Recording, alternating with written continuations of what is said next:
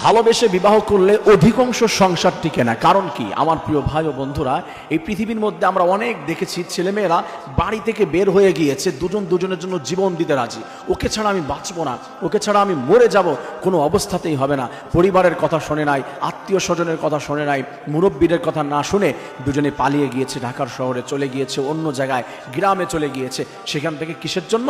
ওকে ছাড়া আমার হবে না, ওকে ছাড়া আমার কোনো অবস্থাতেই আমি পার করতে পারছি না, ঘুমাতে পারি না, খেতে পারি না, চলতে পারি না, পড়তে পারি না, ওকেই লাগবে।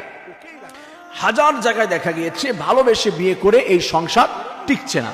এই অবস্থায় যাওয়ার পরে যখন দুজনে এক জায়গায় হয়, টিকবে না। কারণ কি? কয়েকটি কারণ রয়েছে। তার মধ্যে ফার্স্ট যে কারণ, সেটি হচ্ছে অবৈধভাবে সম্পর্ক তাদের শুরু হয়েছে। আর অবৈধভাবে যেখানে কোনো জিনিস অবৈধভাবে হয়, তার ভিতরে আল্লাহ তাআলা কোনদিন বরকত দেয় না, রব্বুল আলামিন কোনদিন শান্তি দেয় না। অবৈধভাবে দুজনে হাত ধরেছে, কথা বলেছে, কত সময় পার করেছে, আরো কত না কিছু করেছে, কতজন, সবার কথা বলছি না, ম্যাক্সিমাম। সেখানে বরকত হয় কিভাবে?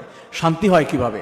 তারা যখন এক জায়গায় হয়, দুজন দুজনের প্রতি সম্পর্ক থাকে না, দুজন দুজনকে সম্মান করতে পারে। ম্যাক্সিমাম জায়গায় এটা হয়, সম্মান বোধ থাকে না, রেসপেক্ট থাকে না একজন একজনের প্রতি, ছোট করে কথা বলে। আর ওই যে আগে মেয়েটি ছেলেটিকে 3 বেলা কান ধরে উঠবোস করাতো, সরি বলাতো, তাকে ছোট বানাতো, পিস পিস দৌড়াতো, কেন লেট করে এসেছো, কেন এটা করো নাই, কেন ফোন দাও নাই। এই যে জবাবদিহি, তার একটা অভ্যাস তার ভিতরে তৈরি হয়ে যায়। বিবাহের পরে এটা সে চর্চা করতে চায়। আর হাজবেন্ড বলে যে আমি এখন হাজবেন্ড তোমার, আমাকে রেসপেক্ট করতে হবে, তোমার সম্মান দিতে হবে, এরকম করছো কেন?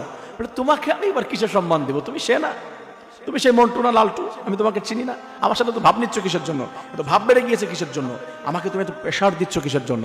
এই যে ফ্রাকশন সৃষ্টি হয়ে যায়, তাই বলেছি ভালোবেসে বিবাহ করলে এই সংসার ম্যাক্সিমাম জায়গায় টেকে না, ম্যাক্সিমাম জায়গায় টেকে না। প্রিয় ভাই বন্ধুরা, এজন্য আপনারা কি বিবাহ করবেন না, ভালোবাসবেন না? 100% ভালোবাসতে হবে, অবশ্যই ভালোবাসতে হবে, কিন্তু বিবাহের পরে। আল্লাহ রাসূল সাল্লাল্লাহু আলাইহি ওয়াসাল্লাম জানিয়ে দিয়েছে, বিবাহের আগে কোনো ভালোবাসা হবে না, বিবাহের পরে হবে।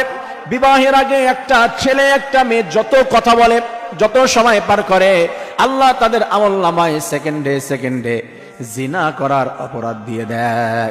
আর একটা ছেলে একটা মেয়ে যদি ভালোবেসে বিবাহ না করে সুন্দরভাবে, রাসূল যে 4টি বিষয় দেখতে বলেছে বিবাহের ক্ষেত্রে, সৌন্দর্য দেখবে, সম্পদ দেখবে, বংশ দেখবে, দিনদারিত্ব দেখবে, এটাকে প্রায়োরিটি দেবে। এটা যদি করতে পারে, আমি আল্লাহ রাব্বুল আলামিন আমার এই বান্দা বান্দির বন্ডিং, তাদের এই সুন্দর সংসারের মধ্যে তারা যত ভালোবাসা প্রদর্শন করবে, সময় পার করবে, আমি আল্লাহ সেকেন্ডে সেকেন্ডে নেকি দান করে দেই।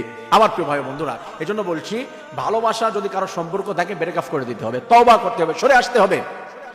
আল্লাহ তাআলার উপরে ভরসা করে সুন্দর একটা মেয়েকে দেখে, এই হাদিসকে সামনে রেখে তারপরে বিবাহ করতে হবে। আল্লাহ তাআলা শান্তি দান করে দিবে।